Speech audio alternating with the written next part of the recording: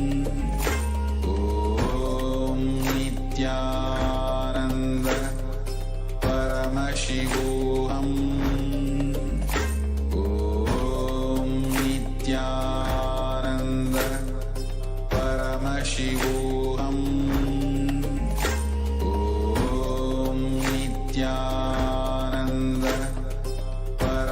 Paramashivoham. Om Nithyananda Paramashivoham. Om Nithyananda Paramashivoham. Om Nithyananda Paramashivoham. Om Nithyananda Paramashivoham. Om Nithyananda Paramashivoham.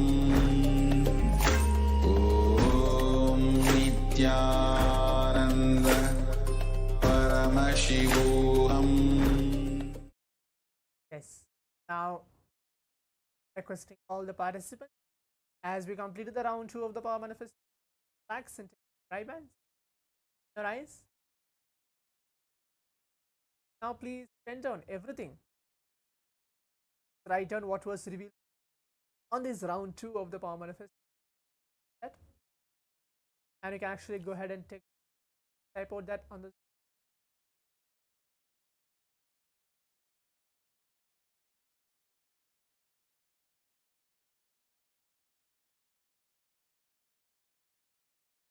yes, I can exact mode on right.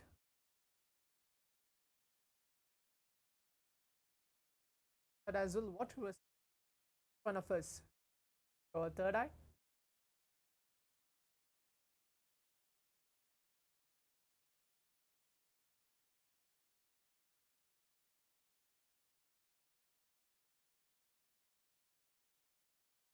You're actually even seeing darkness or something, like anything that correct or not correct, if that as well. So everything is actually taken.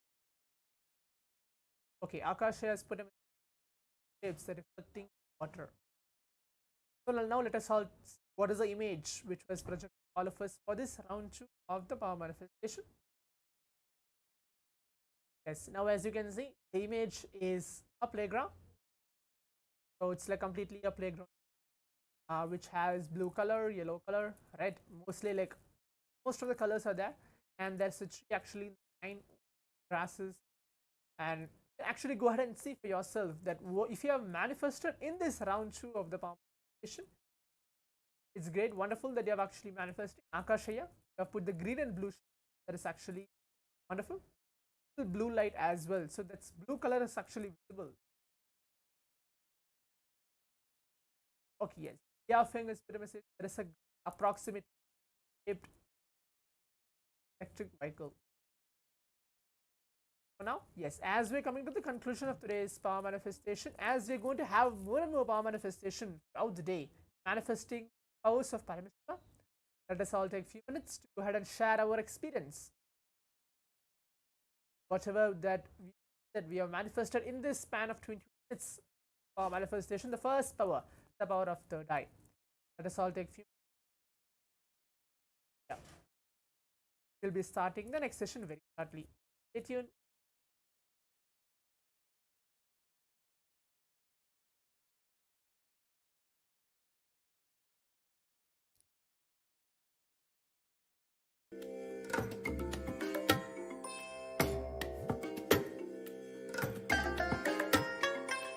I bless you all. Let you all open all your 3 eyes and manifest the powers of Mahasudashiva. Om Nithyananda Paramashivoham.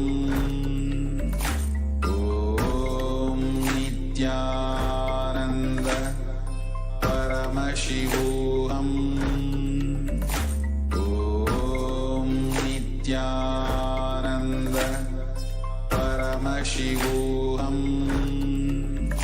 Om Nithyananda Paramashivoham. Om Nithyananda Paramashivoham.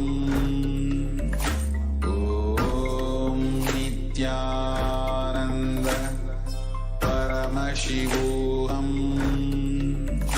Om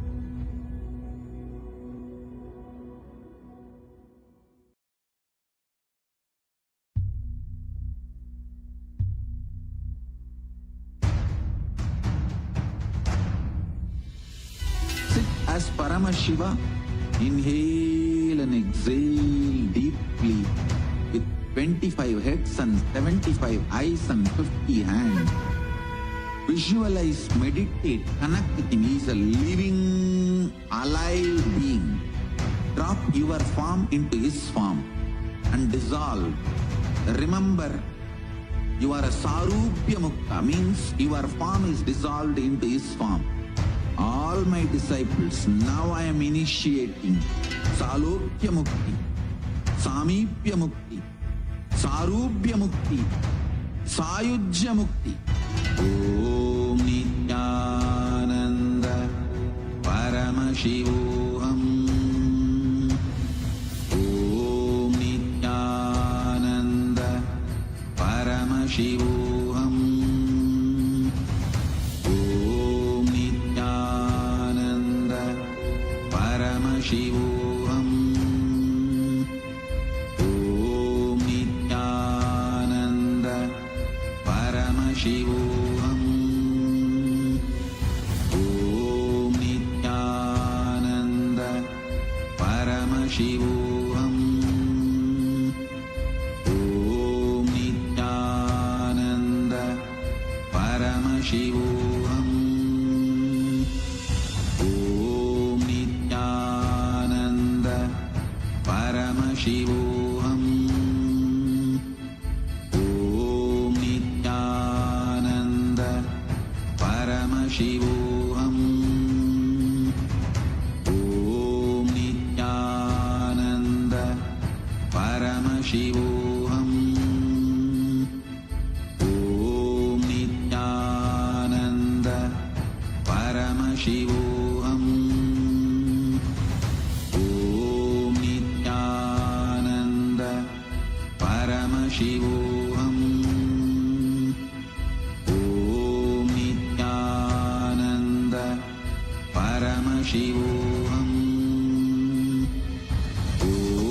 Nithyananda Paramashivoham. Om Nithyananda Paramashivoham. Paramashivoham. Om Nithyananda Paramashivoham. Om Nithyananda Paramashivoham. Om Nithyananda Paramashivoham.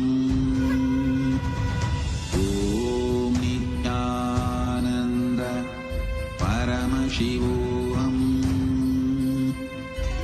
Om Nithyananda Paramashivoham. Om Nithyananda Paramashivoham.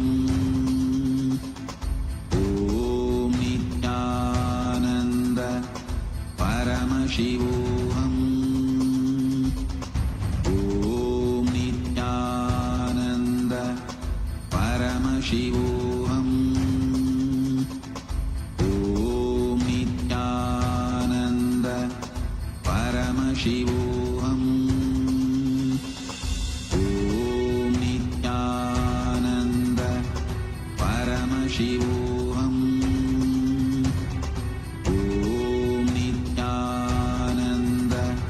Om Nithyananda Paramashivoham. Om Nithyananda Paramashivoham. Om Nithyananda Paramashivoham. Om Nithyananda Paramashivoham. Om Nithyananda Paramashivoham. Om Nithyananda Paramashivoham. Om Nithyananda Paramashivoham.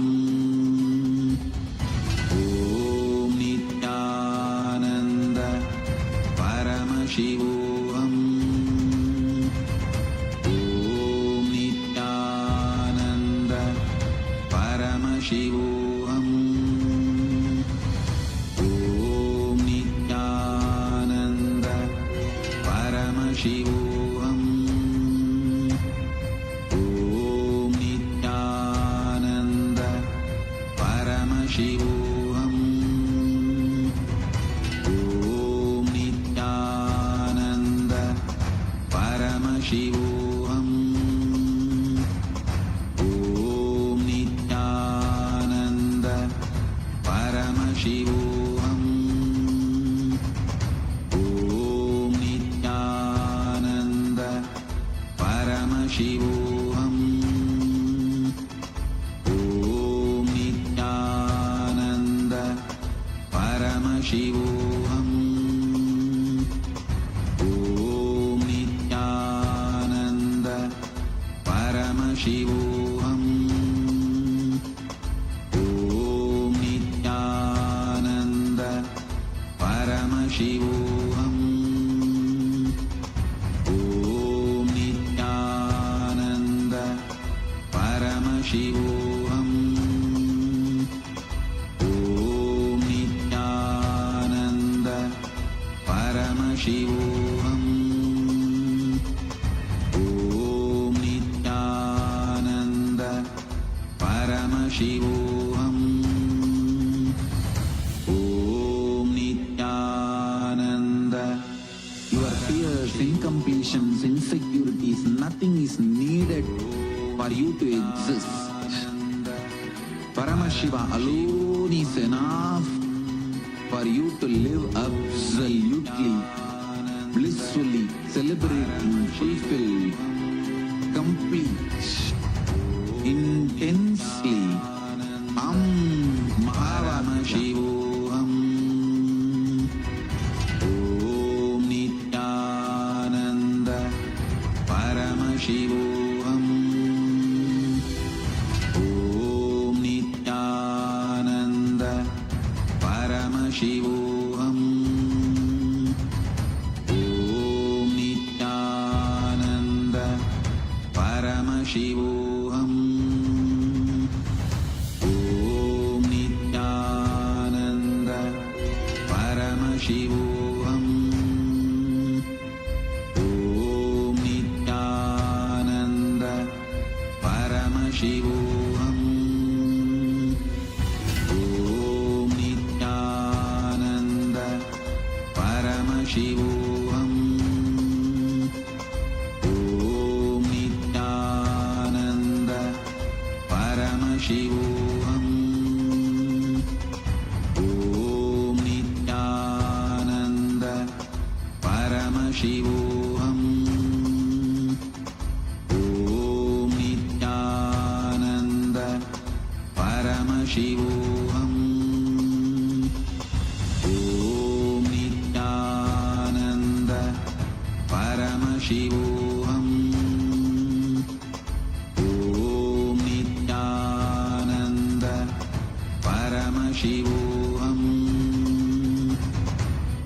Om Nithyananda Paramashivoham. Om Nithyananda Paramashivoham. Om Nithyananda Paramashivoham. Om Nithyananda Paramashivoham.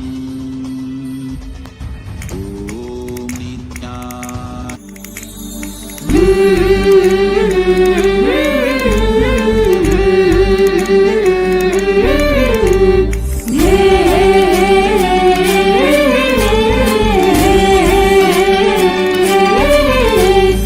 जय जय जय पराशक्ति है भवानी, जय जय जय जगदम्बे रानी, जय जय जय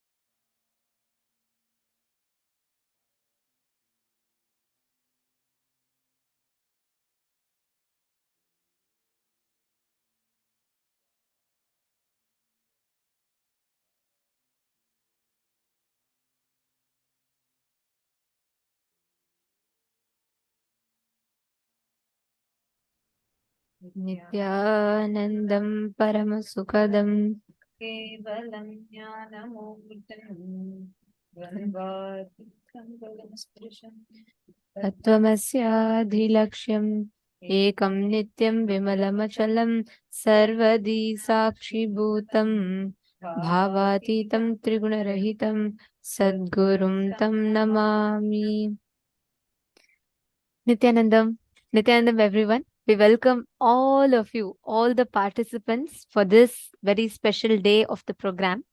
Today is a very, very important and a very beautiful day because we are going to be learning one of the most important secret aspects for success. We're going to be we're going to be learning about what do we need? What is that one secret ingredient? What is that one secret component we need for success? And how can we achieve that success? So we're going to be learning about the secrets of super determinism. We're going to be learning about will persistence, and willpower. Today, all of us are going to be blessed with the divine darshan of Bhagavan Gangadhara Murthy and Ganga Visarjana Murthy. And we showered the grace and blessings of Ganga Mata, Devi Ganga. And all of us are going to be receiving her blessings today. We're going to be understanding about the key important ingredient required for your success, which is will persistence. Like beautifully Swamiji says,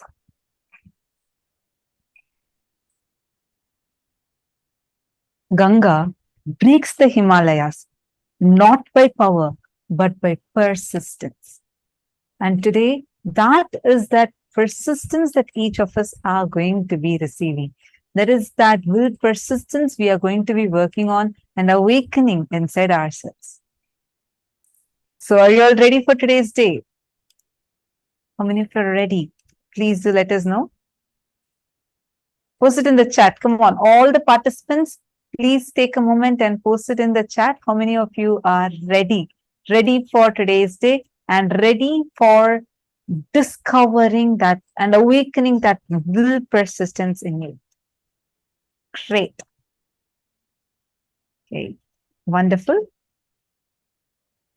So one thing I just wanted to tell all of you is, throughout you being here, just be here for every single session. Don't miss out on any session, because even a single session that you miss out on, you are missing out on something that's crucial for your initiation today. Understand, Swamiji has literally made so many programs just squeezed into one. You're learning 21 days of inner awakening squished into 4 days. You're learning Nitya Dhyana Yoga, Nitya Kriya Yoga squished into 1 day. Because there are so many important things that is just taken, and literally the essence of the essence is taken and given to you. So it's very, very, very powerful. And when you are learning about these cognitions, don't just take them as one small cognition you're learning. You're taking your understanding in layers of cognition. And are all of you getting it?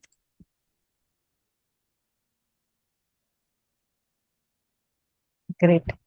So now it's time that all of us are going to enter into our very first session, and Devi Ganga is going to be gracing and blessing all of us. Paramashiva, who held Ganga Mata in his jatas, and just where that is called as Ganga Dharamurti, and just removing 2 of his jatas, showered the world with Devi Ganga, and that's called as Ganga Visarjana Murti. And these are the forms of Paramashiva we are going to be having darshan of today. So let's all get ready. The first session, we are going to be learning about what is Satya Loka. Satya Loka, the abode of Lord Brahma.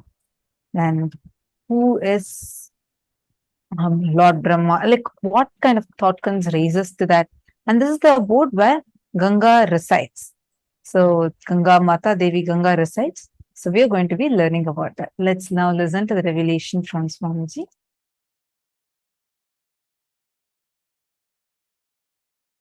there are vertical time zones, Bhur, Bhuva, Suva, Tapas, Satya. The Satya Loka, where Brahma resides, there, one day of Brahmaloka is 4.32 billion human years. Understand? One day of Swargaloka means the vertical time zone above us. Bhur, Bhuva, Suva, Tapa. It goes and Satya, then beyond Satya is Vaikunta, beyond Vaikunta is Kailasa.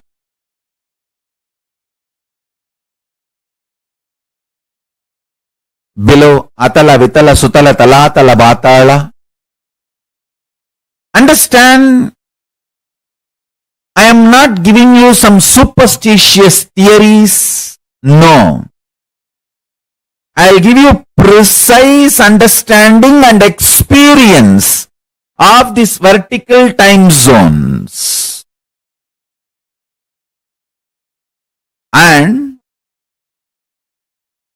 understanding about these vertical time zones as a direct utility for your day-to-day life. It can bring tremendous physical health, mental health, psychological wellness, a very powerful way of existing, and above all, life of Paramashivoham. You can exist embodying the space of Paramashiva, state space of Paramashiva, and manifest powers of Paramashiva.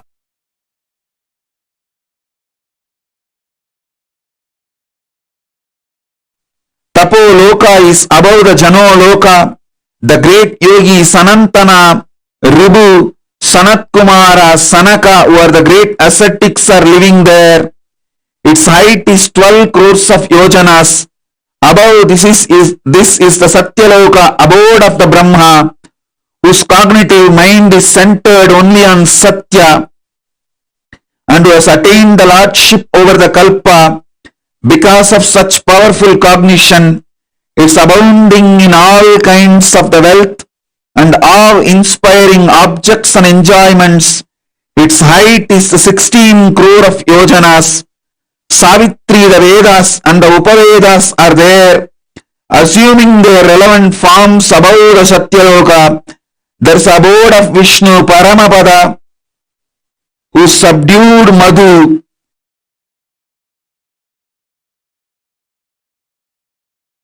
Discovering the principle on which all the universes function, all the dimensions and planes, 11 dimension, 14 plane, actually 3 planes fall in one dimension itself. One plane does not fall into any of the dimensions. 14 planes, 11 dimensions. All of them function on one principle. For example, if you are habituated for New York lifestyle and enter into old Varanasi, you will have a big cultural shock. If you are habituated to old Varanasi and enter into London, you will have a big cultural shock. Listen carefully.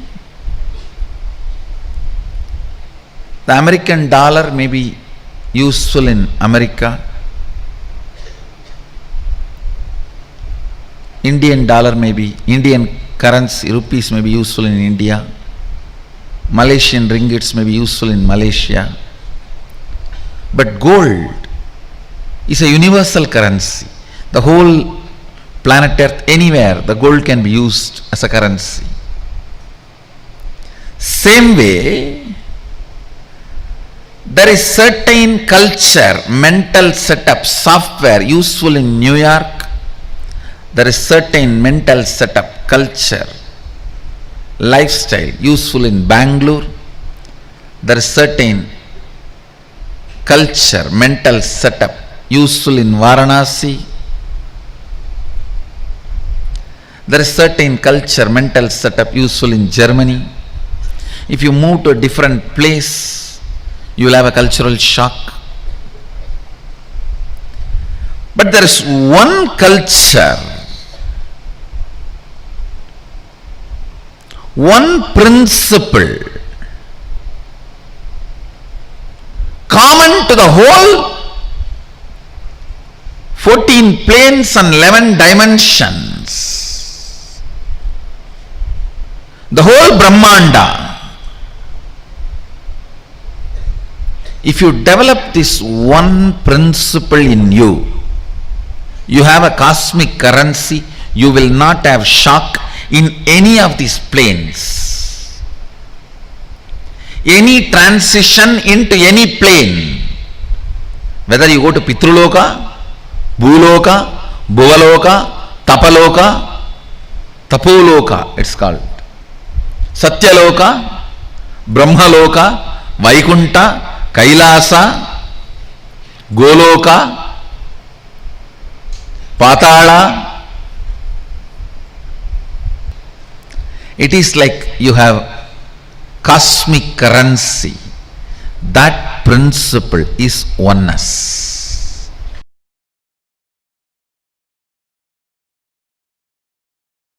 Your breathing becoming intense, especially through certain activities, opens up those dimensions, those planes, and your brain awakens the ability to have access to those dimensions. Listen. Now, you are intensely listening to this truth, and even if it is going above your head, you are trying to let me.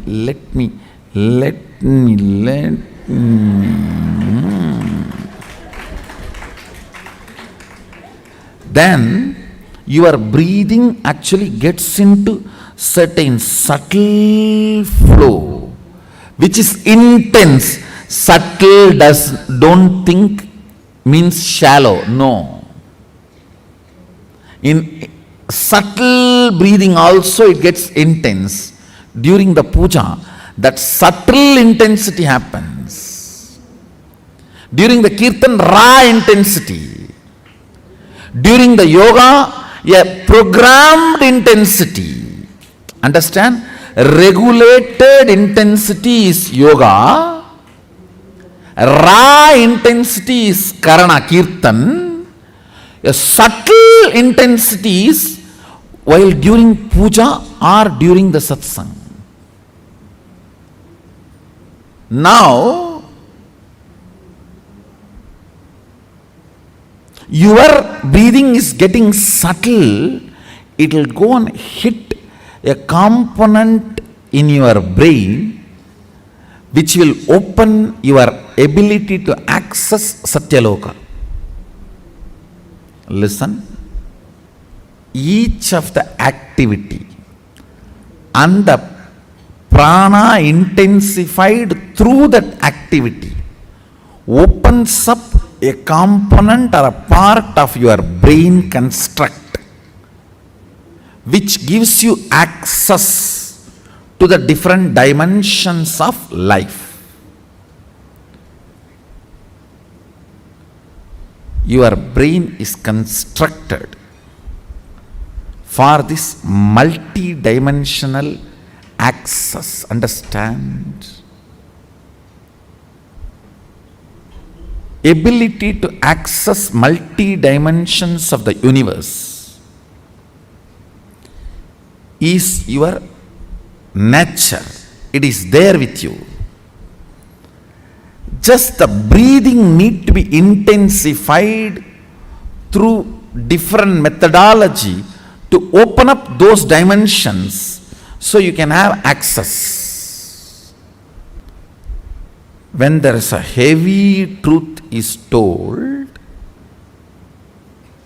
still you have not completely cognized, but that does not mean you are not able to cognize. It is like a digestion is going on. It is like digestion is going on. It is there on your head like a funnel, it is going inside and you are. During that time, certain intense subtle breathing gets developed that gives you access to Satya Loka. I want you to know the strength of the life in you is strength of your breathing. When the breathing becomes intense, your brain's capacity to cognize all the other planes opens up. It is like cracking the code, cracking the passcode.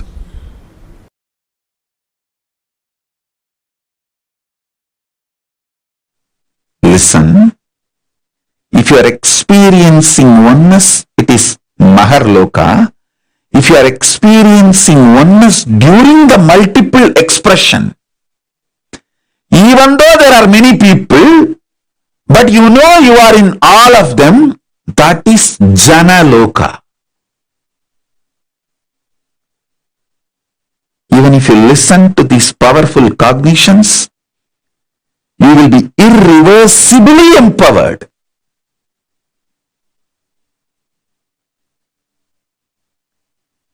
Tapa Loka is that last struggle you go through. Sometimes you know you are Paramashiva, sometimes you just slip off, but again you say, I am Paramashiva. That space is the Tapoloka. An absolute surrender. Whether I am remembering, I am manifesting Paramashivatva, or I am deluded, I surrender both to Paramashiva. When you take that decision, you are lifted to Brahmaloka. You move to the Brahmaloka. The deep surrender lifts you to Brahmaloka. So understand. Then from there you move to Parandama, Vaikunta, and Kailasa, then Mahakailasa itself.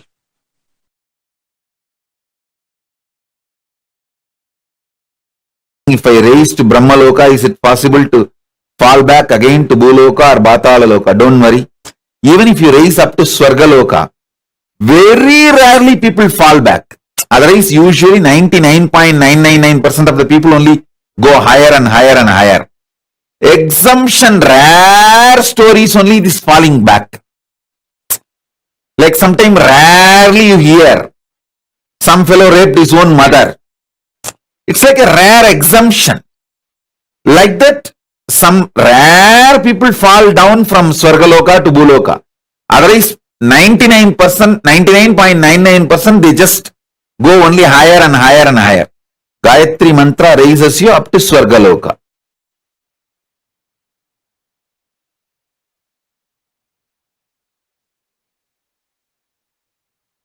All Purusha, Prakriti, everything you know ends in Brahmaloka. Above Brahmaloka, nothing you even imagine about it. Nothing you can even imagine. You can only experience. Till Brahmaloka only are your imagination projections can even measure.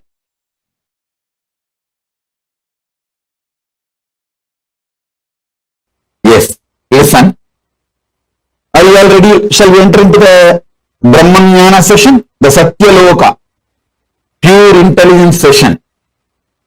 Oh God. Till now what was going on was only introduction. Now only we are entering into the subject. Come on. See. What is Brahmanyana? Aham Brahmasmi. Tattvamasi. Ayam Anma Brahma. Sarvangalvidam Brahma. Prajnanam Brahma. Listen, I will explain everything. I will explain everything. First listen to all these words I am uttering. Aham Brahmasmi. Tattvamasi. Prajnanam Brahma. Sarvangalvidam Brahma. Ayam Anma Brahma. Shivoham. Soham. All these statements mean the same.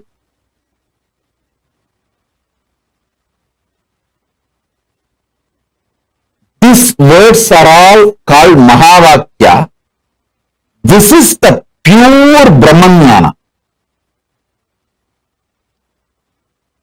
This is the pure Brahmanyana, Satya Loka.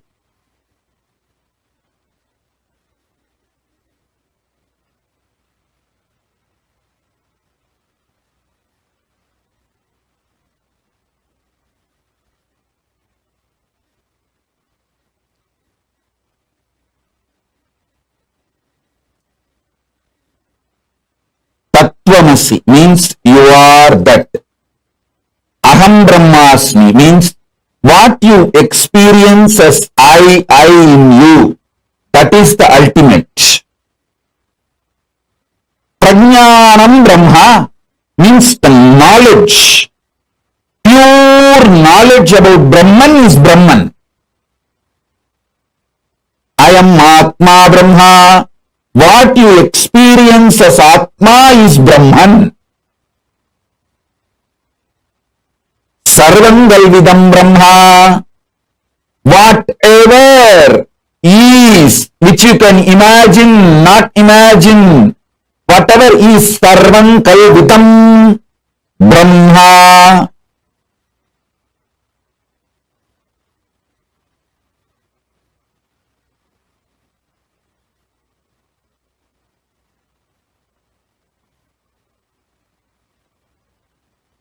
All of you please listen. Complete attention please. Prajnanam Brahma means complete knowledge about Brahman is Brahman. Sarvam Kalvitam Brahma, everything exists. You know, you don't know, everything is Brahman. I am Anma Brahma. Your very soul, core is Brahman. This knowledge leads you to Brahmaloka, space of Parabrahma. Listen. Satya Loka and Brahmaloka is one and the same. Even if you reach Satya Loka, that's enough. From there, automatically you will merge into Parabrahman. Making this truth not as first priority, but only priority, takes you to Brahmaloka. Now, whatever I said, these few words, whatever you can capture, whatever you understood, type it. Then I will take you to the next step. Listen.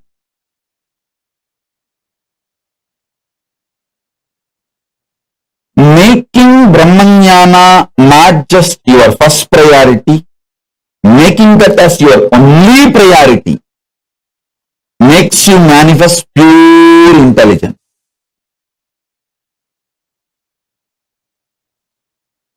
Come on. Sit with this one truth. I will infuse the Brahmanyana in you.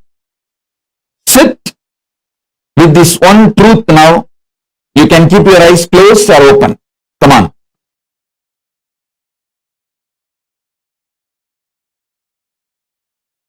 If you start cherishing the idea, I am eternal, means you are eternal. Aham Brahmasmi. Start cherishing the truth. Aham Brahmasmi means you are eternal. Whatever you feel as you is eternal. When you start cherishing this truth, everything else is impermanent. You will see all the psychological, physiological, neurological ups and downs in your life drastically reduces. More and more you get centered on the truth, powerful cognition, you are eternal. Aham Brahmasmi. Other than you being eternal, everything else is not you. When you cherish this one powerful cognition, internalize it, so much of powerfulness will manifest in your life. It raises your physical health, mental health. Nobody can put a value for you. You decide the number. Your utility for yourself and others increases. Wealth is nothing but your utility for yourself and others. If you are able to increase that, your wealth increases. It has nothing to do with education. Understand?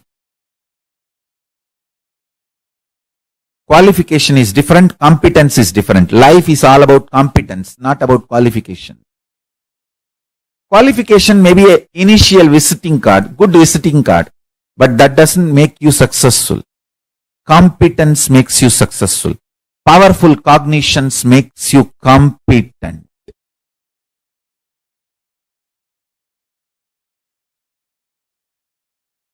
Powerful cognitions makes you competent.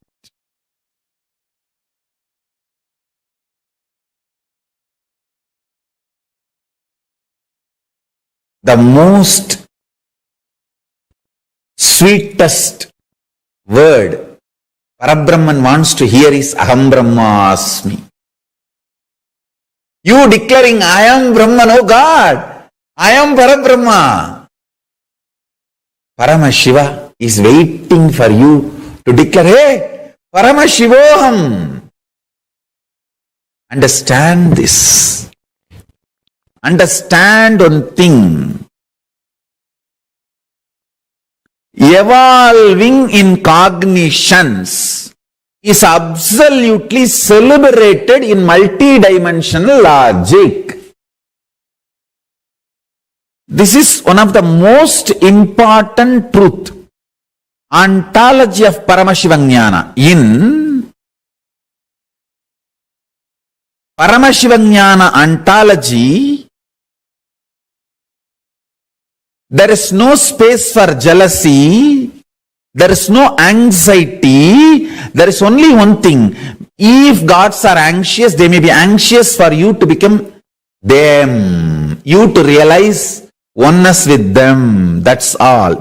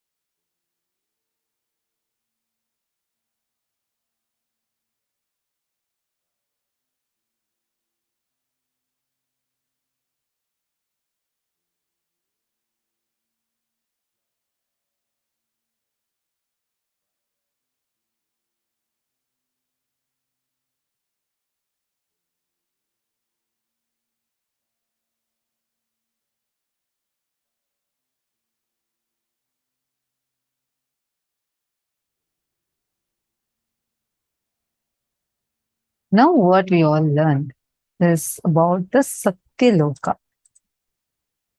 How the abode of Brahma exists.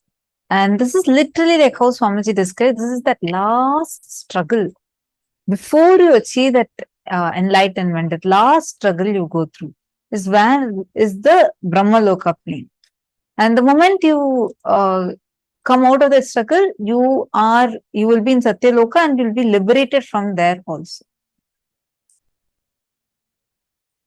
This is the plane where the Brahma Vidya is the ultimate knowledge, ultimate enlightenment knowledge flowers inside of you. I request all of you to take a few minutes and please post what are the clicks that each of you had in this session. What did you understand in this session?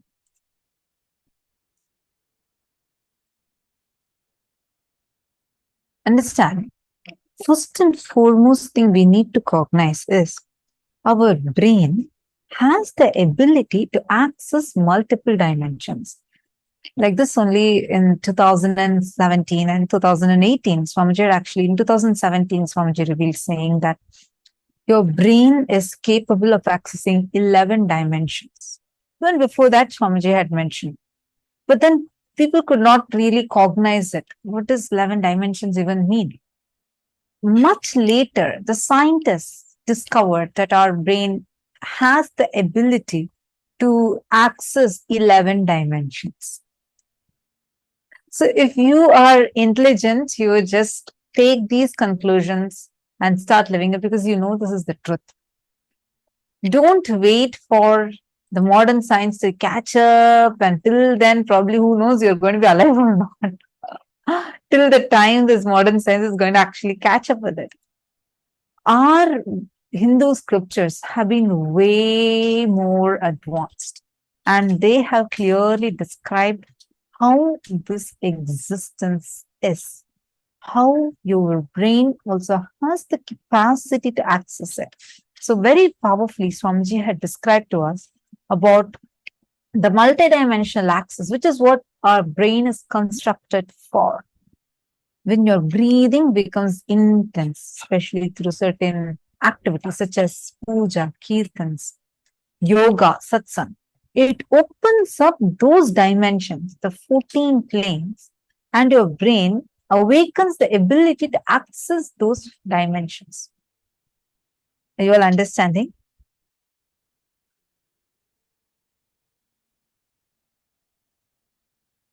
Swamiji gave a few Mahavakyas. Start cherishing those Mahavakyas. You all can see, these are the Mahavakyas.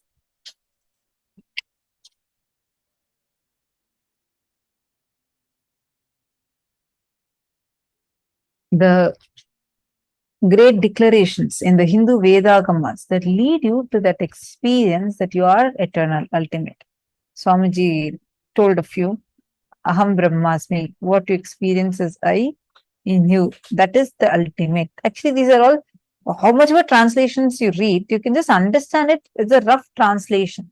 But what these come from is little Aham Brahmasmi means I am the ultimate. Prajnanam Brahma. Your knowledge about Brahman is Brahman. And I am Atma Brahma. What you experience as Atma is Brahman.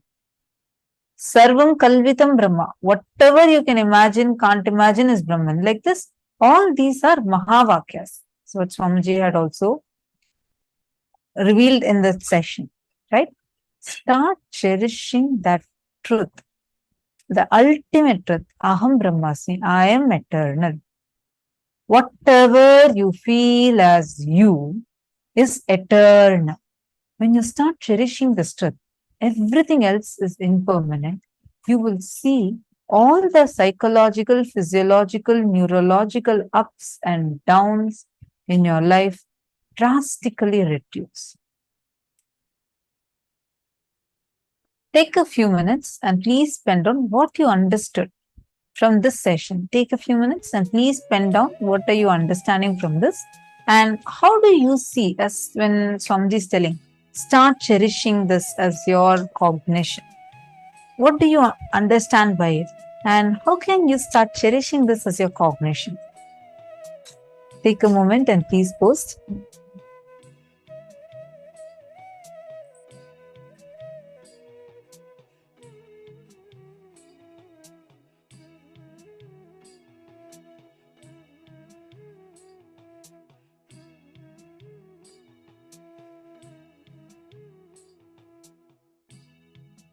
The moment you start cherishing that you are eternal, whatever I feel as me is eternal, start telling that to yourself. Experiment with it. Play with this cognition. Keep cherishing inside you. Swamiji said, whatever I feel as me is eternal. What I am, actually not just what you feel as you, the one who is feeling, that source of you, that is eternal. So that you existing is eternal. Every time you're going through a really tough time, just cognize, remember.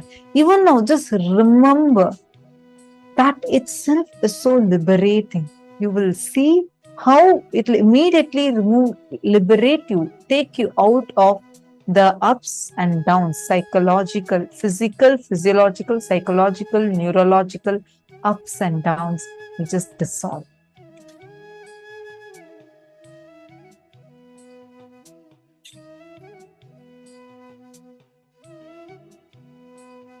Now,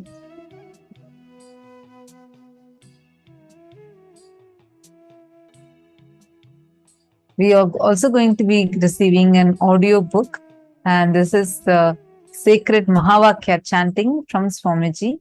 All of us are going to be receiving this as a gift today.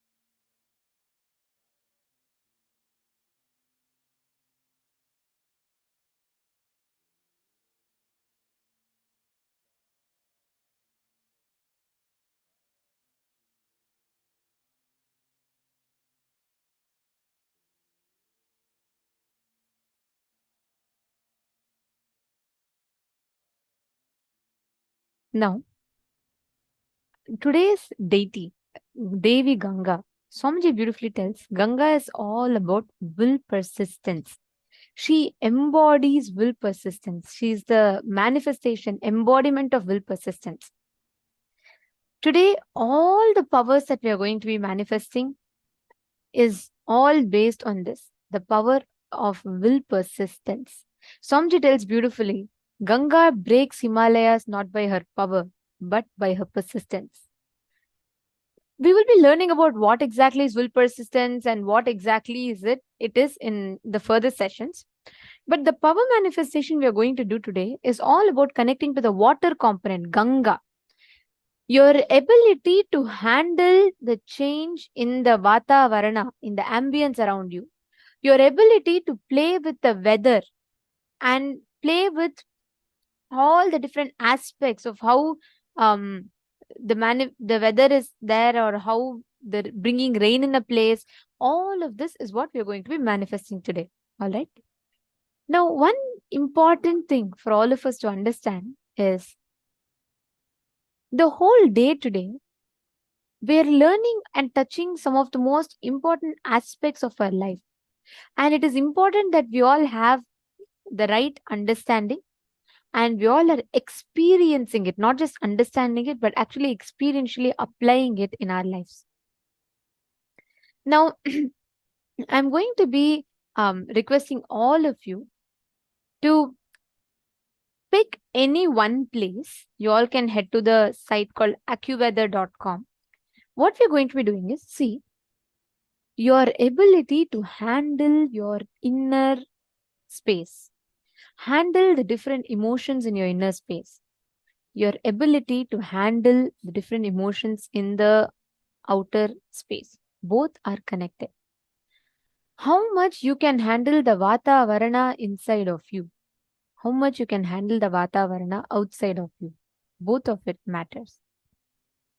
We are now going to be learning how you can apply this principle, how you can handle the Vata Varana.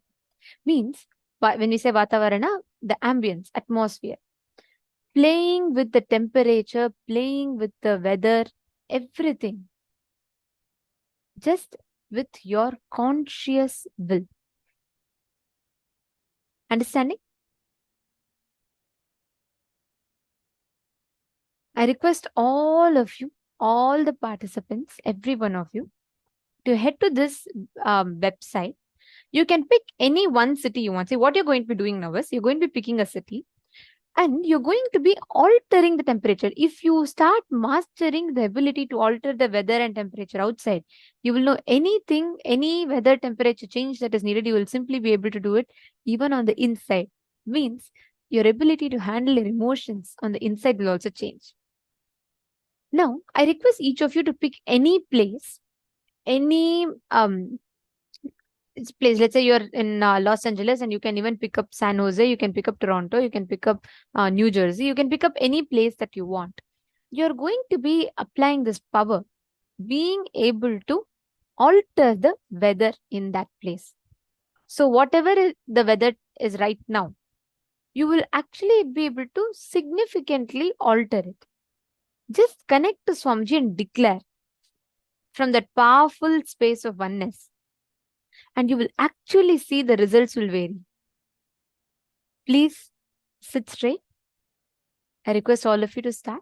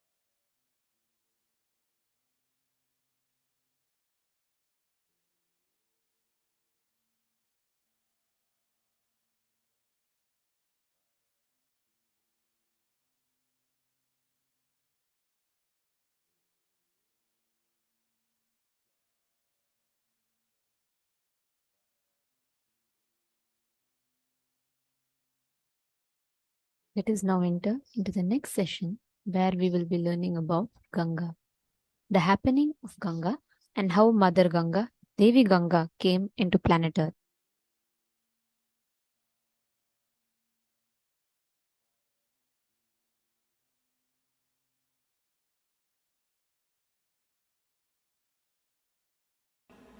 Today we will see the story of Ganga. How Ganga happened on the planet Earth.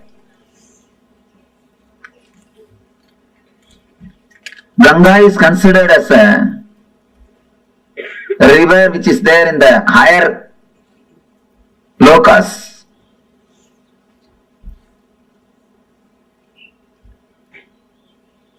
It was there with the Kamandalu of Brahma. Means this is the energy, this is the water energy of existence. Brahma means a creator, the energy which creates the whole existence. You see Brahma, you can see four things within. One is the Kamandalu, means the water energy. Another one is the palm leaves, Veda, knowledge, wisdom. Then Akshamala means Japamala. Akshamala represents the vibrations, sounds. Through all these things, and then the swan will be there. Hamsavagana. The swan, Hamsa represents continuous meditation. Hamsa means continuously meditating. If you see the sound of your inhaling and exhaling, it will be hum, sum. It will go as a hum and come out as sum. When they say hum, sum, they mean continuous awareness. Creator has to be with continuous awareness. Only with awareness you can create. Creativity and awareness is directly connected. That is why Brahma is described with Akshamala, means vibrations. Pustaka means the knowledge, Vedas. And the Kamandalu, water energy. And Hamsam, awareness. Man who has reached the ultimate awareness, the Parama awareness, is Paramahamsa. Hamsam means awareness. Man who has reached the ultimate awareness is Paramahamsa. Ganga is the water energy of Brahma. She was there in his Kamandalu. I will describe the scene, how the Ganga happened on the planet Earth. First I will tell the story, then we will see the deeper meaning of that metaphysical story. There was a king called Bhagirada. For some reason, his forefathers have been cursed by some rishi and they all died. They have been burnt, reduced to ashes. All their ghosts are living there, struggling, suffering. They are not liberated. So they beg Bhagirada to help him some way. Bhagirada decides, I have to do something and liberate. He starts meditating, doing penance, doing tapasya towards Brahma. Brahma appears and gives darshan. And he says, yes, I can send the Ganga to the planet Earth, no problem. But be very clear, can planet Earth hold the Ganga's speed? Can planet Earth sustain the force of Ganga? First, do something for that. Arrange for it. Then I will send the Ganga. Then again he starts doing penance. doing tapasya. After the tapasya, Shiva appears. Shiva asks, what do you want? Then Bhagirata says, now Brahma accepts to send the Ganga to planet Earth, but he says the whole planet Earth will be washed away. Planet Earth cannot withstand the speed of Ganga. Please do something. You have to protect us. You have to take care of us. Shiva says, all right, I will take care. Don't worry. Tell Brahma to send Ganga. I will take care. He gives the assurance. Then again he meditates towards the Brahma. Now Brahma appears and says, I am ready to send, but Devatas are not ready to depart with Ganga. Devatas wants Ganga to be there. Bhagirata asks, what for Devatas wants Ganga to be there? No, they have to take part in Ganga every day. It is their life source. Ganga is not simple water, it is an energy. By bathing in that only every day they rejuvenate their body and mind. And anybody takes part in Ganga every day, naturally their body and mind will be rejuvenated. That is why in this hilly area, no medical facilities, practically nothing. But see how many millions of people are living happily. Happily, they are living. Ganga is the mother who is protecting everybody. So the Brahma says they have to take bath every day. Then Bhagirata says, all right, I will arrange all the facilities for Devatas to stay in the planet Earth. Just on the banks of Ganga, I will create cities where all gods and goddesses can live and have bath every day and have their regular routine as they have in the other loka, as they have in the Brahma Loka. Brahma says, if that is the case, then I agree. Go ahead and do it. Then he comes and does tapasya towards Himachala, the Hima hills, Hema Parvata. The Himaraj, who is the father-in-law of Shiva, he does tapasya towards the Himaraja. Himaraja appears and asks, what do you want? I want you to be the host for Mother Ganga. I want you to be the host for Mother Ganga. And you are the person in whom I can create a city for all the Devatas. And only from you, the Ganga can flow. You are the only person who can be base for Ganga. Then she goes and tells Himaraja, host her. Himaraja accepts that Himaraja will host her.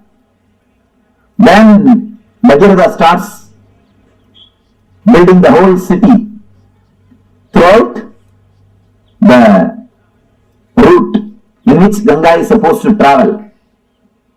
He meditates on every hill and takes permission.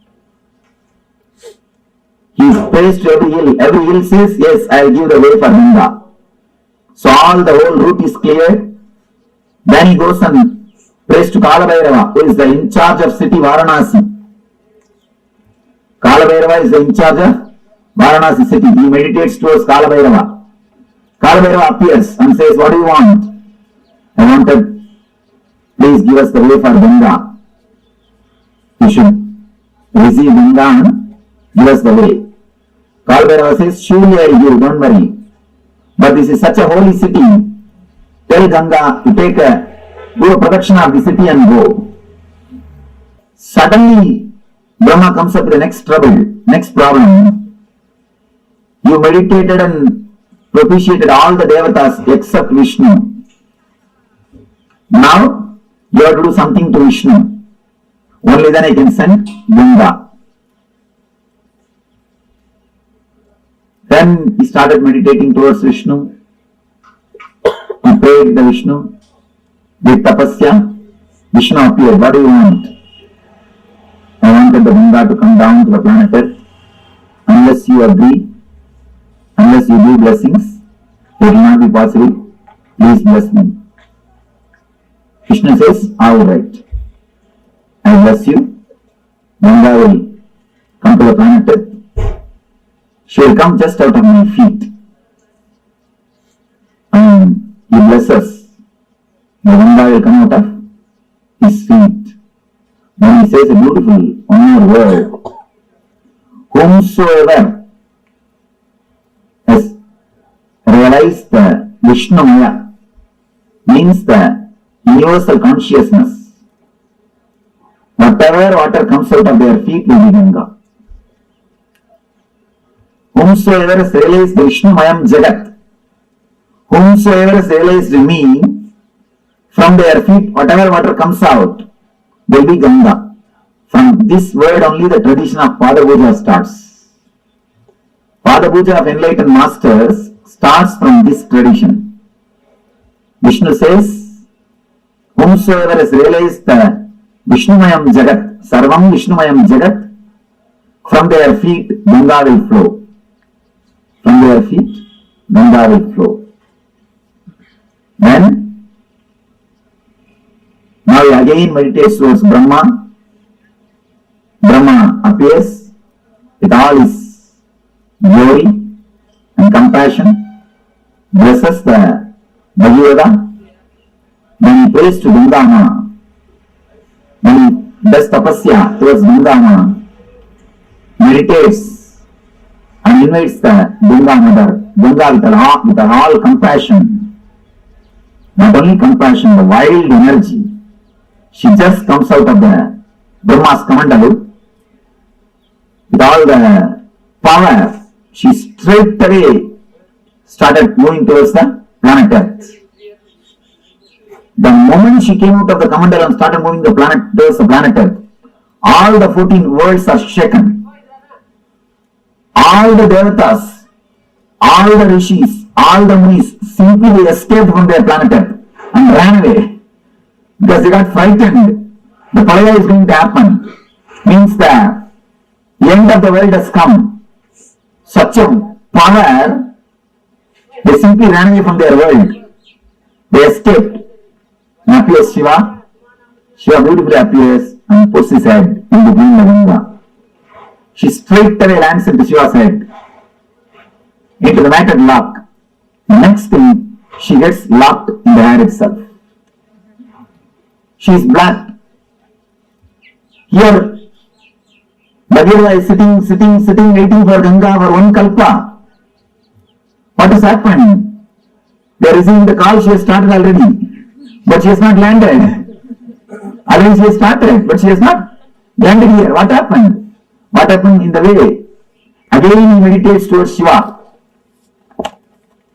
Shiva appears and says, yes, she is there in my head. Now, what do you want me to do? Bhagavān says, please just send her a little bit. Don't hold the whole thing. Then Shiva says, oh, is it so? Alright. Then just, he moves one hair. Just he does. Only one hair moves. And from the one hair gap, just Ganga comes out and lands on the Himalayas and comes. That is the river which is flowing throughout this planet Earth. And that is the perennial source. That is the Ganga. By flowing through this way, she fills the ocean. Understand? The story says the ocean itself is son of Ganga. Varuna Raj is son of Ganga Mata. Water is supplied to the ocean by Ganga. That is the story. Originally there was no ocean. There was no water on the planet Earth. It is through Ganga first water came to the planet Earth. And because of Ganga flowing continuously, all the oceans are created. It is from Ganga, original water source started. Then she goes and merges into the Samudra Raj, the son of Ganga Mata.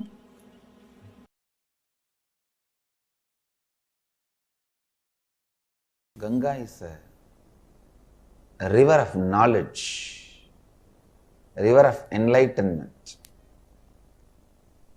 There are some slokas which says just by drinking the Ganga water you can get enlightened. With all my integrity and authenticity, I can vouch with my integrity and authenticity. Just by living around Ganga and drinking the Ganga water every day, even remembering the Ganga's sacredness, one can become enlightened. Because it's such a powerful technique, powerful method, powerful process. Ganga heals all the violence we carry. Ganga heals all the incompletions we carry. See, the lust is an incompletion, anger is an incompletion, violence is incompletion. All the incompletions we carry, Ganga can purify. Ganga can really, really purify.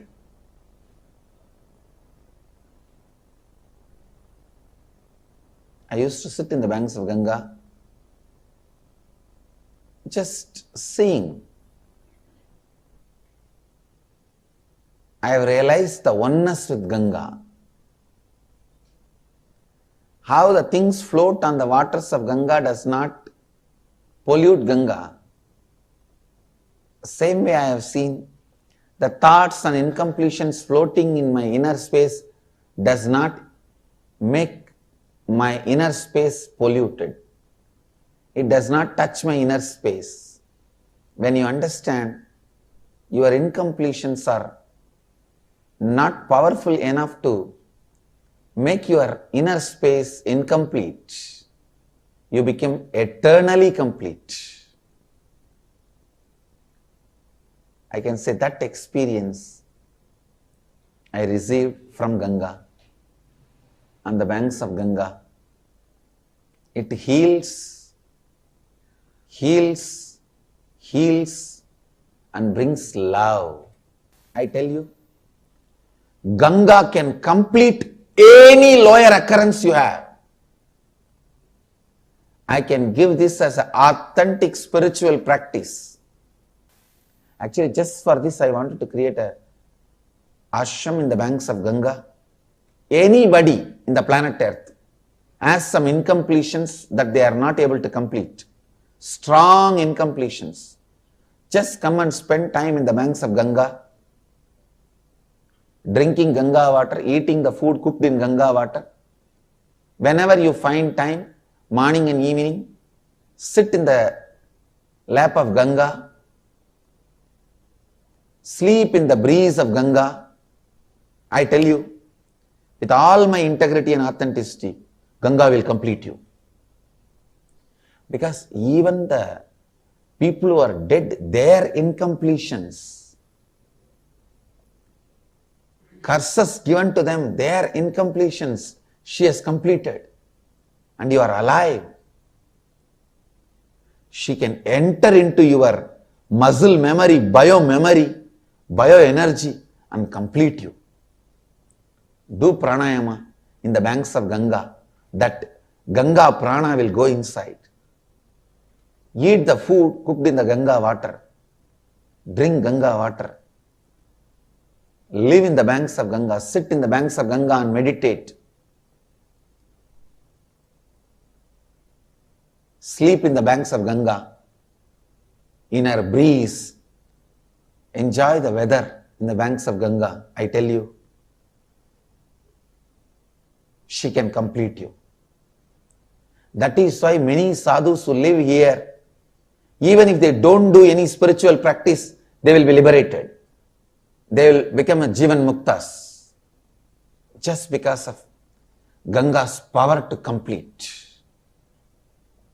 She is here to complete. The tradition says sadhana done in the Ganga's bank brings thousands of times more result. It's true.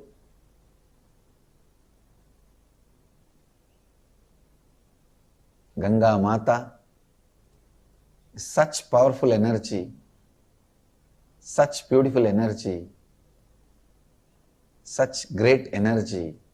The largest worshipped deity is Ganga. She is the Kalpataru for planet Earth. Whatever, whoever wants, she goes on showering.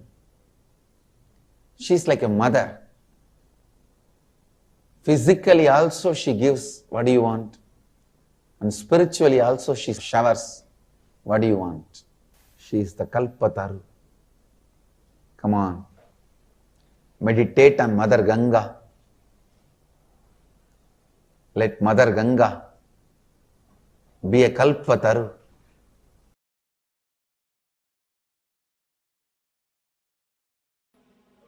Now you understand the whole story of Ganga from the dimension of a spiritual enlightenment. Actually, the whole story is metaphysical expression of Bhagavān's enlightenment. The whole story is the metaphysical expression of Bhagavān's enlightenment. First thing, Bhagavān is tortured by the past samskaras, engrams. That is the elders who are not liberated, who are still there hanging around him. He is continuously tortured by the past samskaras, engrams. So he does tapasya towards the creator of the whole universe. Continuously meditates. He wants the knowledge, the energy to be flooded on him so that all the engrams will be washed away. All the engrams will be destroyed. And one more important thing, Ganga came, she washed all the ashes of Bhagavān's forefathers and liberated all of them and gave ultimate enlightenment to Bhagavān, and she is here, liberating people. So he is meditating towards the creator, the divine energy, so that the energy can be flooded on him. The Shakti can happen to him. All the engrams will be washed away. He will be liberated, enlightened. The first darshan of creator is what I call first experience, Satori. Understand, why do you think Brahma is described with 4 heads? Don't think 4 heads are there. He can see complete 360 degree. The first experience is what is described as Brahma. The man who gets the experience of seeing complete 360 degree is what we call Brahman. He has achieved Brahma. He has achieved the Brahman consciousness. Whosoever gets the experience of seeing this side 360 degree and this side 360 degree achieves the Brahman consciousness. Bhagavān achieves Satori, first experience, glimpse. Then the Brahma says, enlightenment can happen to you, but be very clear. Will your body stand? Prepare your body and mind. Will it be able to stand, sustain? Prepare it. Then it will happen forever. Prepare yourself. Create a maturity so that the energy can be with you forever. Then Bhagavān starts his tapas. Bhagavān starts his tapas. All the energy centers is awakening and preparing all the energy centers to receive the energy and to sustain it, to radiate it. If you don't prepare the planet Earth and call the Ganga, it will not be blessing, it will be a curse. It will destroy the planet Earth and the other worlds. So unless you prepare your whole body mind, enlightenment cannot happen. You need complete preparation. Satori can happen. You need complete preparation. Now he meditates towards the Guru, who will guide, who will hold the energy and give you how much you wanted. He is the Shiva. He meditates on the Guru, Shiva, and asks, Master, when I have the experience, see my maturity and take care of me. Let me grow with maturity and energy. Just take care. How much I mature, that much supply the energy. Please let you be the safety valve. Let you be the dam. Then appears Guru. Says, I'll take care. Don't worry. Then, once everything is ready, he has to prepare the base for the energy to land. Is Anandagandha Chakra. Anandagandha is the base on which directly the Ganga can land. Ganga can descend. So he creates all the 7 cities, 7 chakras. He clears the roots, opens all the chakras, makes himself mature. So that when energy descends on him, when enlightenment happens on him, it can stay on him and help the whole world. It will be a blessing for him and to the whole world. He continues to do tapasya. He propitiates all the devatas, means the devatas who are residing in every chakra. Then comes Kalabhairava, in charge of Varanasi Swadhisthana chakra. And he asks, please give me the way for Ganga. Kalabhairava says, surely I will give, but tell her she should go round. She should be around me. She should be in me. That is why Swadhisthana, energy is installed in Swadhisthana. Energy is installed in Swadhisthana. It is Swadhisthana where the self is established. Himalayas is Anandagandha. Varanasi is Swadhisthana, where the energy is installed, where the whole energy takes a turn. Where whole energy takes a turn. He propitiates all the devatas, prepares the whole thing, then intensely starts meditating, calls the Ganga. So Brahma blesses, Vishnu blesses, Ganga has come out of the Kamandalu, straight away she is landing, but still enlightenment has not happened. Ganga has lived there, but she has not landed here. Whatever can be done, all the tapas is done. Everything is done. Whatever meditations can be done, whatever tapas can be done, whatever study can be done, everything is done. Enough. Now Ganga is not happening. He just relaxes, dropping all the efforts. Enough now, nothing can be done. What to do? Nothing can be done. So when he relaxes, surrenders at the feet of Guru, the Lord Shiva, out of his grace and compassion, he moves one hair. Then lands Ganga in Anandagandha Chakra to flood the whole world with the spiritual energy and runs to all over the world, not only to Ganga Sagar, till LA.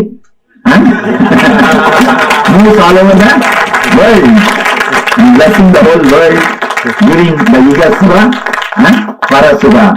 Not only washing the embryons of Bhagavata, blessing the whole planet Earth, whole universe, by radiating the divine energy, by radiating the spiritual energy, by radiating Ananda Shakti.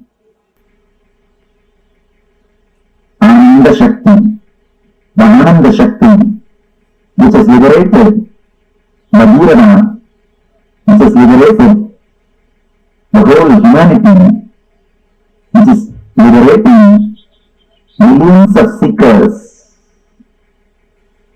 The Guru's grace, Ananda Shakti, let it liberate all of you, let it flow from all of you. Let it be in all of you. Let it purify all of you. Let it radiate in all your beings. Let you all become channels of Ananda Ganga. Let you all become Ananda Shakti.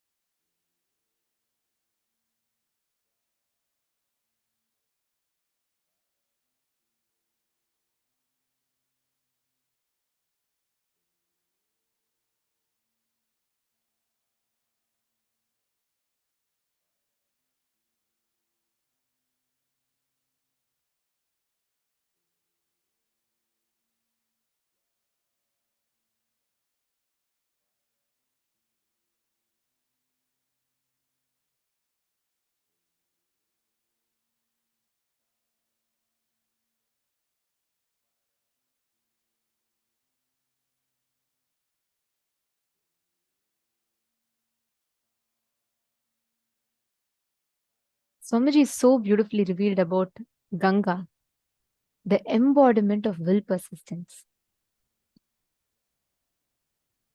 The happening of Ganga signifies how the whole cosmos celebrates, supports anyone who wants to manifest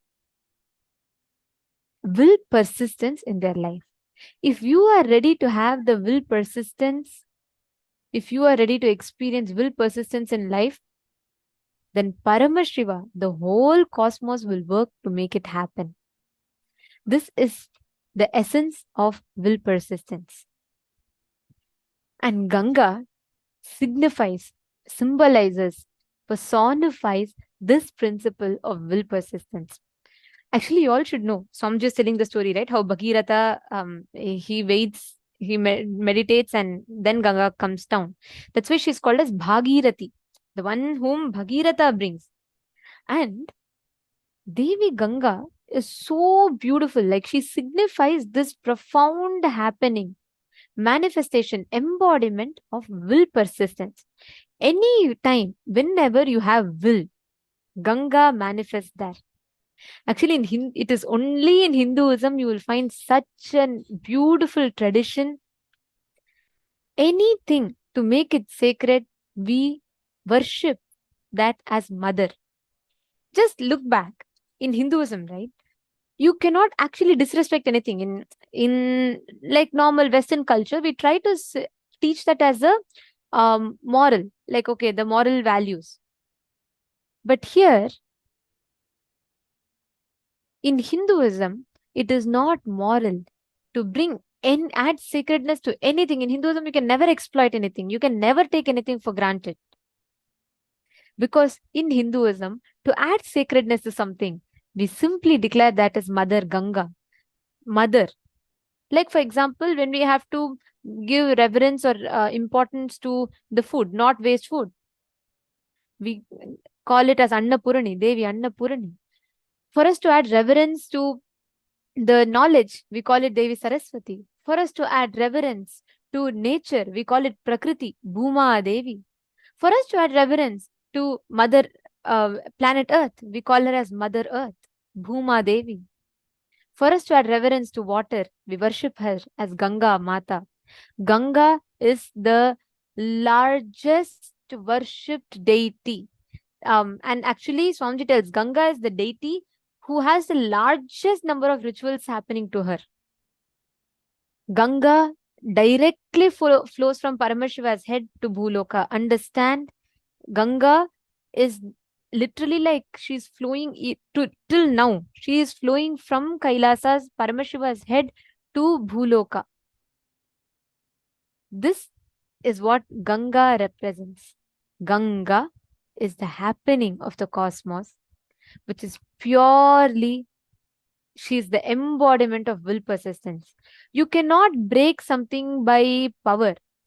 You can only break by persistence. What does that mean? Understand, most of the times we all tend to get we try to fit ourselves, we try to do things in our limited understanding of what are the efforts we need to take and so on. But actually, it is never based on how much power you have that you manifest things. It is based on the persistence of you. That is exactly what Ganga represents. Swamiji tells Ganga is the river of knowledge. She is the river of enlightenment. There are some shlokas which say, just by drinking the water of Ganga, you can get enlightened. Devi Ganga is so powerful. Ganga, Ganga Mata, she completes you. Because even the people who are dead, their incompletions, lower occurrences, their incompletion, everything she completes it. She completes it. Just if you are connecting to Ganga, she will complete you. That is what is Ganga. Swamiji tells beautifully, from Swamiji's own life, Swamiji tells that Swamiji used to sit in the banks of Ganga and just seeing, Swamiji used to experience that oneness with Ganga, how things float in the water of Ganga but do not pollute Ganga. Same way, Swamiji tells the thoughts float in us but never pollutes us. When you understand your incompletions are not powerful enough to make your inner space incomplete, you become eternally complete. That's the whole game of life. That's the whole thing, how life happens. If you just understand everything is floating, actually, you all should know Ganga, literally, people throw the ashes, people do all sorts of things to Ganga. Still, she is never polluted. That is why she's called as Pavani, means so pure. Just by taking a dip in Ganga, it is said that all your sins gets washed away. Actually, the best way to experience Mother Ganga, experience completion with Ganga Devi, is just to meditate in her presence, just to experience her presence. I request every one of you to sit for a few minutes. We will now be connecting to Mother Ganga, the Ganga energy. Just seeing Swamiji in Ganga. When you just connect to Swamiji as he enjoys Devi Ganga, even if you just watch, connect to that, you'll experience tremendous completion. You'll experience so much of healing in your inner space. And we're going to be doing that process now. See, you don't need to do anything. Just connect to Swamiji intensely. And now we are going to be watching some oneness capsules where Swamiji is enjoying Ganga. And let us all take a few minutes to connect to Devi Ganga. Sit straight. You cannot understand Ganga by trying to grasp her, but you can experience her presence.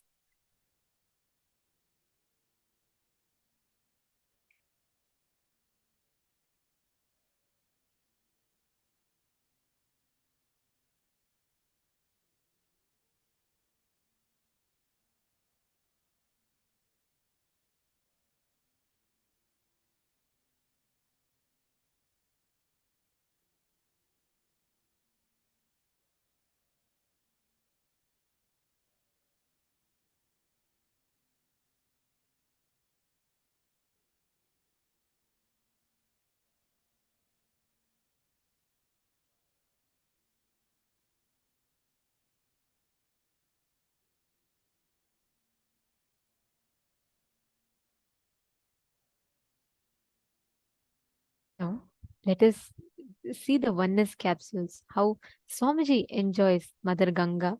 Just connect to it. Just watch and connect to it. That's all. You don't even need to do it like a meditation process.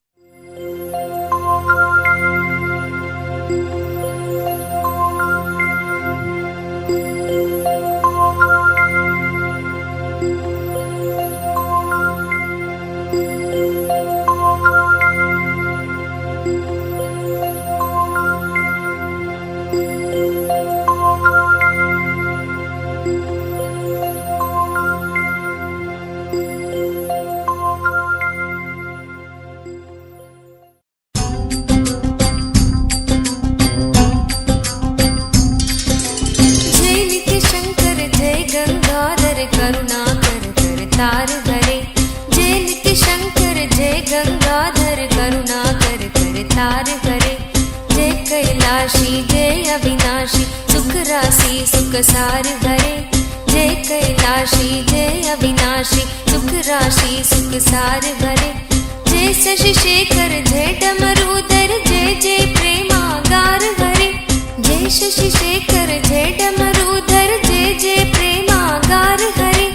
जय त्रिपुरारी जय मदहारी अमित अनंत अपार हरे। जय त्रिपुरारी जय मदहारी अमित अनंत अपार हरे। निर्गुण जय जय सगुण नामय निराकार साकार हरे।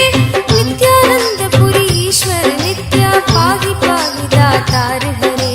नित्यानंद पुरी ईश्वर नित्या पाहि पाहि दातार हरे। हर हर नित्य देव हरे। हर हर नित्य देव हरे। हर हर नित्य देव हरे। हर हर नित्य देव हरे।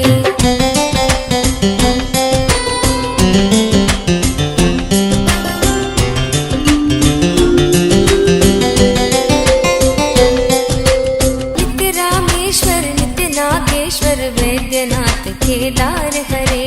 नित्य रामेश्वर नित्य नागेश्वर वैद्यनाथ केदार हरे।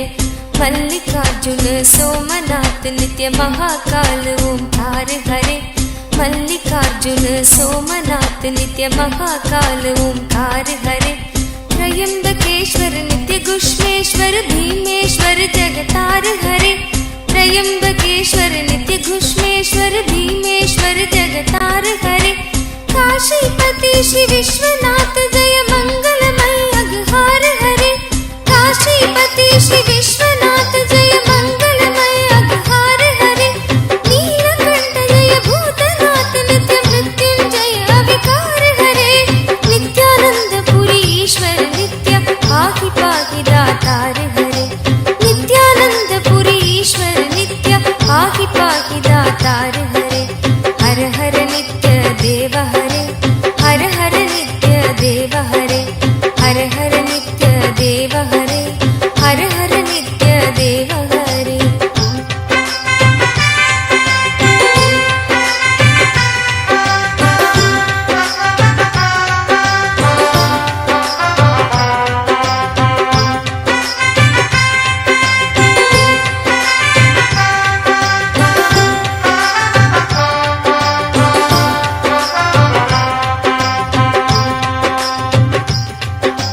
नित्य महेश जय नित्य भवेश जय आदि देव नित्यानंद विभो। नित्य महेश जय नित्य भवेश जय आदि देव नित्यानंद विभो। किस मुख से है गुणतीत प्रभु तव अपार गुण वर्णन हो। किस मुख से है गुणतीत प्रभु तव अपार गुण वर्णन हो। नित्य भव कारक तारक हारक पातक दारक नित्य शंभो। नित्य भव कारक तारक हारक पातक दारक नित्य शंभो। दीन दुख हर सर्व सुखावर प्रेम सुधाधर दया करो। दीन दुख हर सर्व सुखावर प्रेम सुधाधर दया करो। पार लगा दो भव सागर से बनकर करना तार हरे। नित्यानंद पुरी ईश्वर नित्य पाहि पाहि दातार हरे। नित्यानंद पुरी ईश्वर नित्य पाहि पाहि दातार हरे। हर हर नित्य देव हरे। हर हर नित्य देव हरे। हर हर नित्य देव हरे। हर हर नित्य देव हरे। जय मन भावन जय अति पावन शोक नशावन नित्य शंभो। जय मन भावन जय अति पावन शोक नशावन नित्य शंभो। विपद विदारण अदम उबारण सत्य सनातन नित्य शंभो। विपद विदारण अधम उबारण सत्य सनातन नित्य शंभो। सहज वचन कर जलज नयन वर धवल वरण तन नित्य शंभो। सहज वचन हर जलज नयन वर धवल वरण तन नित्य Shambho.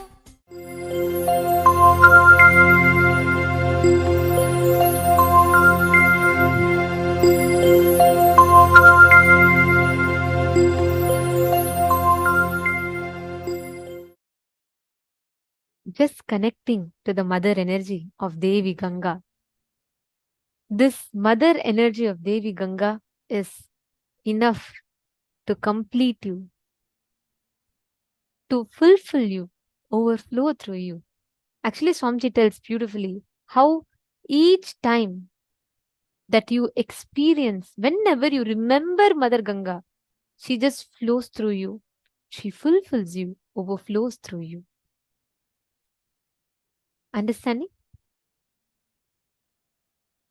If you just connect to this energy of Mother Ganga, actually, Swamiji tells very beautifully, whenever you experience that connection, right? Whenever you connect with Ganga, Swamiji tells the whole nature will listen to you. If you just build, you don't even need to do some extraordinary effort. Yes, Masiavu, I request you to please mute.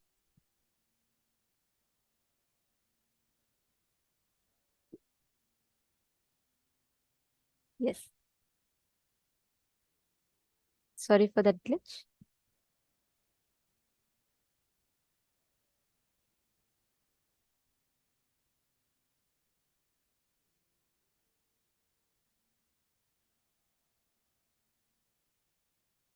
Hope all of you are able to hear now. Okay. Now, see, all of you are here, right? Just connect to Ganga. Sit now.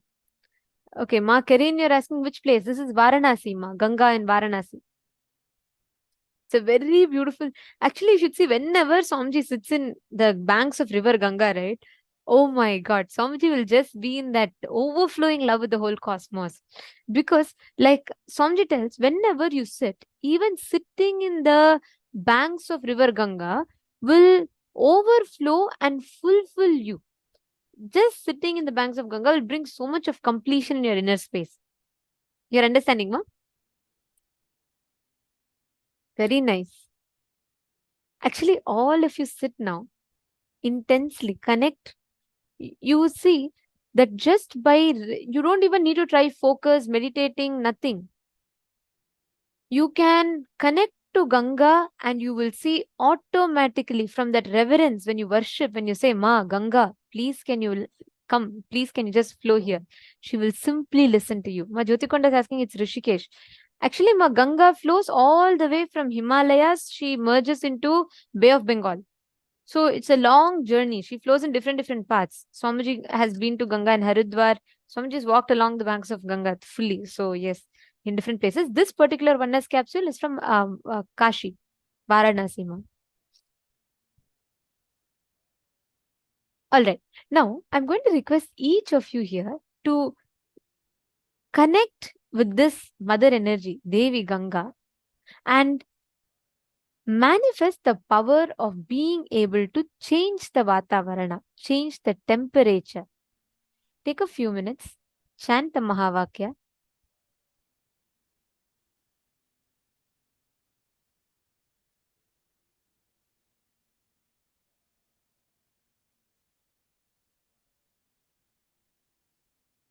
And all of you can pick up any one place that you want to manifest the power of bringing rain with and start manifesting the power.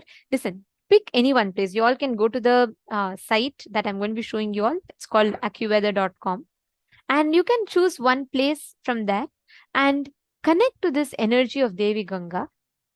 Check the current temperature, measurements of the current temperature. Chant the Mahavakya.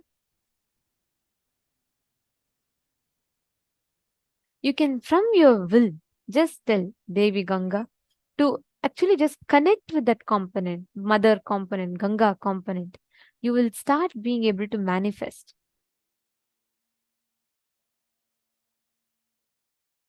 Paramashivoham. Om Nithyananda. Paramashivoham. Om Nithyananda. Paramashivoham. Om Nithyananda. Paramashivoham.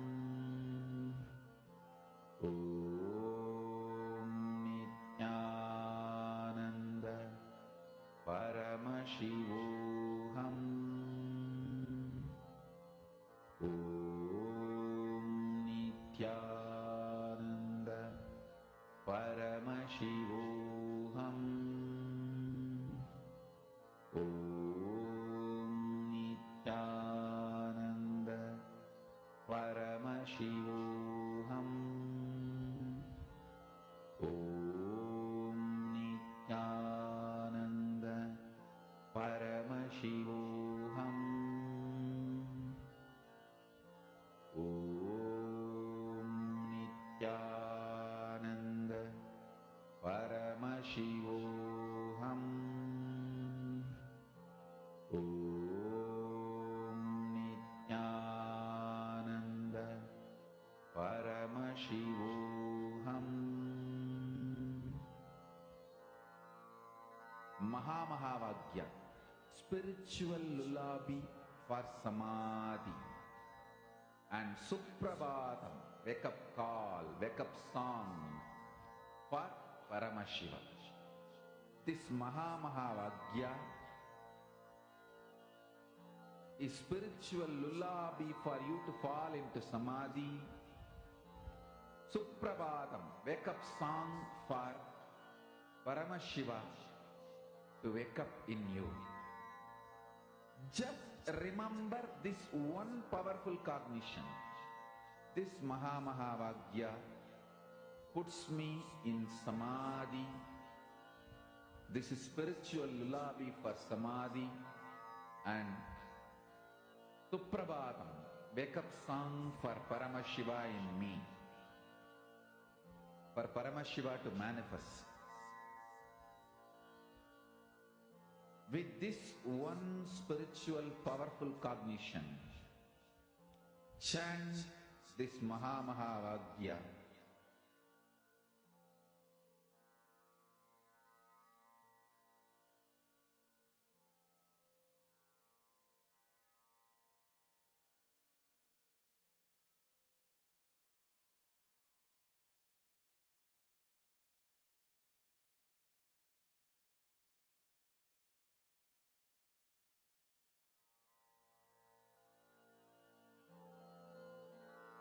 Mahamahavagya, spiritual lullaby for samadhi, and Suprabhatam, wake up call, wake up song for Paramashiva. For Paramashiva to manifest. With this one spiritual powerful cognition, chant this Mahamahavagya. Om Nithyananda Paramashivoham. Om Nithyananda Paramashivoham. Om Nithyananda Paramashivoham. Om Nithyananda Paramashivoham.